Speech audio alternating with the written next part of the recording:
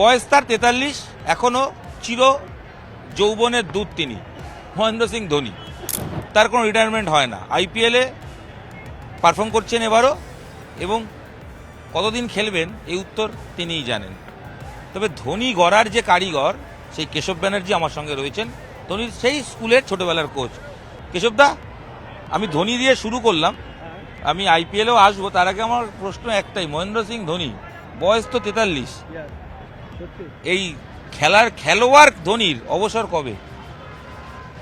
এটা না, আমরা তো বলতে পারি গভর্নমেন্ট এজে 60 বছর হয়, কিন্তু স্পোর্টসে এজে কোনো 60-70 নয়।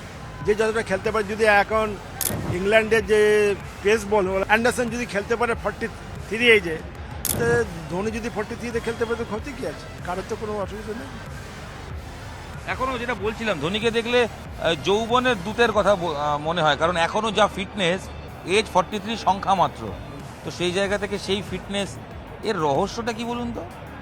রহস্য হচ্ছে বেস যদি মজবুত হয়, সেটাকে তুমি 60-70 যে কোনো বয়স পর্যন্ত টানতে পারো।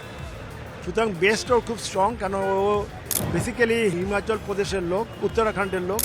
ওর মাসেল বোন সব মজবুত, সবই স্ট্রং, এবং স্কুলে খাওয়া দাওয়া সব কিছু ঠিক করেছে। যেরকম হবে, যেরকম মাটি দিয়ে আমরা গড়বো, সেটাকে আমাদের বডি হবে। এই মহেন্দ্র সিং ধোনিকে তো আপনি গড়েছিলেন, এখন তিনি যেহেতু ইন্ডিয়ার ক্রিকেটার রিটায়ার হয়ে গেছে, তার বেস্ট প্রাইস অনেকটা কমে গেছে, কিন্তু তারপরেও খেলার প্রতি তার যে অদম্য জেদ, ভালোবাসা এবং যে প্র্যাকটিস, এখন প্র্যাকটিসে দেখা যাচ্ছে চেন্নাই নেটে যা হেলিকপ্টার শট মারছেন, এ তো এখনো 22-23 মনে হচ্ছে। কেন ওর এই যে আইপিএল খেলছে, এখান থেকে কিছু পাওয়ার তো নেই। আমার মনে হয় এখান থেকে পাওয়ার কিছু নেই, লোককে যদি কিছু দেয়, ওটাই হচ্ছে আইপিএলের সবচেয়ে পজিটিভ পয়েন্ট। এবং ও তো প্রথমেই বলেছিল যে আমি এই বছর আইপিএল বাচ্চাদের মতো খেলবো, মানে আমি মারবো ডারবো, সব কেন্দ্র তো কিছু নেই। ওকে ও টিমে ব্যাটিং তখনই করতে আসবে যখন 7 আর 8 দরকার পড়ে নাও আসতে পারে। সে তো টিমের ট্যাকটিক্যাল অ্যাপ্রোচ কী হবে সেটা আমি বলতে পারবো না। ও বলেছিল যে আমি এই বছর বাল বাচ্চার মতো আমি খেলবো, আমার তো কিছু পাওয়ার নেই, না আমাকে ওপেন অকশনে যেতেও হবে না, মানে দিল খুলে খেলা, দিল খুলে খেলা, যাকে আমরা এক কথা বলি। আচ্ছা, ধোনির সঙ্গে তো মাঝখানে আগেও কথা হয়েছে, যখন রাঁচিতে ছিল, যখন কথা হচ্ছে বা হয় অফ রেকর্ড আর কি, মানে আপনার সঙ্গে ইনফর্মাল কথা, কি বলেন, কি বলে বলুন তো? দেখুন, যখনই কথা হয় তখন ও ম্যাচ ছাড়া সব কিছু কথা, আমার পার্সোনাল লাইফ, আমার ছেলেদের নিয়ে, আমার মিসেসকে নিয়ে, কেমন আছে সবাইকে, স্যার কে কারা নেই করে। আর এছাড়া ওর একটা একাডেমি আছে, ডিফারেন্ট জায়গায় একাডেমি, ওইসব নিয়ে আমরা একটু ওর সঙ্গে আমি যুক্ত আছি এখন পর্যন্ত। খেলা নিয়ে কথা হয় না? না, খেলা নিয়ে কথা হয় না, খেলা নিয়ে কোনদিন কথা হয় না। বলেন না, এই বয়সে ও বলতে চায় না, তো আমি কে করে ওঠাব? কেন ও জানে এই বয়সে আর খেলা নিয়ে চর্চা করে তো বেকার। কতদিন বা খেলবে ও জানে একমাত্র, এছাড়া তুমি বলতে পারবে না। আপনার কি মনে হয় মহেন্দ্র সিং ধোনির কি এই আইপিএল শেষ? আমার মনে হলে তো চলবে না, আমি চাই খেলুক, as a coach, as a গুরু হিসেবে বলবো আমি খেলুক। কেন ও খেললে কি হয়, অনেক লোকে শেখাটা দরকার।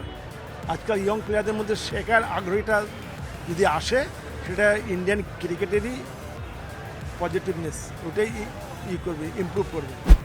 কেশবদা, কয়েকটা প্রশ্ন রয়ে গেছে, তাই প্রশ্নগুলো করি। এক হচ্ছে, অনেকেই বলেন ধোনিকে মেন্টার হিসেবে দেখতে চাই, ধোনিকে কোচ দেখতে চাই, এটা অনেকেই বলেন, এবং ধোনি টি-20 ওয়ার্ল্ড কাপে অ্যাজ এ মেন্টার দলের সঙ্গে গিয়েছিল, বাট সেই ওয়ার্ল্ড কাপটা খুব একটা সাকসেস হয়নি টি-20-তে। তো মহেন্দ্র সিং ধোনির মধ্যে কোচ মেটেরিয়াল দেখেন বা দেখেছেন কখনো? কোচ মেটেরিয়াল তো আছে তো, কারণ এখনও আমি দেখতে পাচ্ছি যে সিএসকে যে ক্যাম্প হচ্ছে, ওখানে দেখাচ্ছে কী করে বোলিং করতে হবে, কী করে শট মারতে হবে, এগুলো যে শেখাচ্ছে, এগুলো সবাইকে শেখাতে পারে।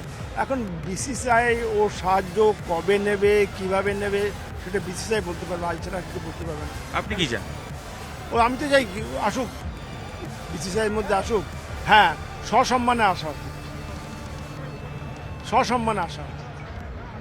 আমি একটু ব্যাকে ফিরে যাই, সেটা হচ্ছে যে মহেন্দ্র সিং ধোনির ছেলেবেলাটা, আপনার সঙ্গে আমি আগেও অনেকবার কথা হয়েছে, তাও আমি আরও একবার, ওই যে উত্থান, একটা গোলকিপিং করা ছেলে, তাকে নিয়ে এসে আপনি বানিয়ে দিলেন ক্রিকেটের উইকেট কিপার, ওই যে স্পার্ক দেখেছিলেন তো?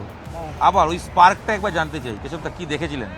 উল্টে দেখেছিলাম ও অ্যাকচুয়ালি ও বেসিক্যালি ফুটবলার, ফুটবল থেকে ও ফুটবল গোলকিপিং করতো। তখন আমার একটা উইকেট কিপারের দরকার ছিল স্কুলে, সেই আসপেক্টে আমি ওকে নিয়েছিলাম যে কমসে কম গোলকিপিং তো করছে, উইকেট কিপিং ট্রাই করা যাবে, কারণ আমার হাতে 3 বছর সময় ছিল। তো 3 বছর যে ওকে রগড়াই করি সেটাই হচ্ছে। আচ্ছা দাদা, দুটো প্রশ্ন। এক হচ্ছে, এবারের আইপিএলে মহেন্দ্র সিং ধোনির হাতে ট্রফি দেখতে পাচ্ছেন? আশা তো করি গুরু হিসাবে তো এটা তো আশা করতেই পারে। কি আশা করেন? আইপিএলের টিম জিতুক, চেন্নাই জিতুক। আচ্ছা, শুরুতে একটা প্রশ্ন করেছিলাম, যেটা আরেকবার করে নিই। ধোনির সাফল্যের রহস্য, এটা মনে হয় একজন গুরু হিসেবে আপনি সবচেয়ে ভালো বলবেন, কারণ আপনি সেই প্রথম গুরু যাকে হাত ধরে ক্রিকেট মাঠে নিয়ে এসেছিল মহেন্দ্র সিং ধোনি। তখন কেউ জানতো না Mahendra Singh Dhoni super duper hit হবে, কেউ জানতো না। ক্যাপ্টেন কুল হবে, কেউ জানতো না। ওর সাকসেসের রহস্য, মহেন্দ্র সিং ফিটনেসের রহস্য আপনি বললেন, যে অবশ্যই নিজেকে এখনও ক্রিকেট ছাড়া আমার ধারণা খুব একটা কিছুতে মনোনিবেশ করেন না, ক্রিকেট আর বাইক সম্ভবত। তো কি মনে হলো সাফল্যের রহস্য, ফিটনেস এবং খেলোয়াড় জীবনে ওভারঅল কি? ওর আপার চেম্বার যেটা বলে, আমার মানুষের আপার চেম্বার ব্রেনটা খুব কাজ করে। ক্রিকেটের যে ক্রিকেটিং সেন্স প্রচণ্ড, যেটা তুমি কম্পিউটারে দিয়ে বিচার করা যায় না। আর ওই সেন্সটা হচ্ছে on the spot, on the field, not in the office বা গ্রাউন্ডে বসে কম্পিউটারের লোক। বাইরের মানুষ তাই? বাইরে মানুষের। আমরা কথা বলছিলাম কেশব ব্যানার্জির সঙ্গে, মহেন্দ্র সিং ধোনির ছোটবেলার কোচের সঙ্গে। প্রশ্ন ছিল একটাই, ধোনি কতদিন খেলবেন? কেশব ব্যানার্জি বলছেন চলছে, চলুক না, কারণ ফিটনেস রহস্য নিয়ে তিনি পরিষ্কার বলে দিয়েছেন, তার শারীরিক গঠন, তার উত্থান, তার বেস এত ভালো, সেই কারণে যথেষ্ট কর্মঠ মহেন্দ্র সিং ধোনি। আর অন্যদিকে মস্তিষ্ক কম্পিউটারের থেকেও প্রখর মনে করেন কেশব ব্যানার্জি মহেন্দ্র সিং ধোনি। তো সব মিলিয়ে মহেন্দ্র সিং ধোনি অবসর কবে নিচ্ছেন এই প্রশ্ন মাথায় আসছে? আনবেন না, কারণ ছোটবেলার কোচ বলছেন এখনও খেলবেন ধোনি। তাই আরও একটা মরশুম অপেক্ষা করুন, ধোনি আবার ব্যাট হাতে গ্লাভস হাতে নামবেন। এই মরশুমই শেষ নয়, এরকমটাই দাবি তার ছোটবেলার কোচ কেশব ব্যানার্জি। নিউজ 18 বাংলা ডিজিটালে ধোনির অবসর প্রসঙ্গ নিয়ে আড্ডা দিলাম, গল্প করলাম মহেন্দ্র সিং ধোনির ছোটবেলার কোচ কেশব ব্যানার্জির সঙ্গে। আপনাদের সঙ্গে আমি ইরণ রায় বর্মন ছিলাম। এই ভিডিও এখানেই শেষ করছি। দেখতে থাকুন নিউজ 18 বাংলা ডিজিটাল। ধন্যবাদ।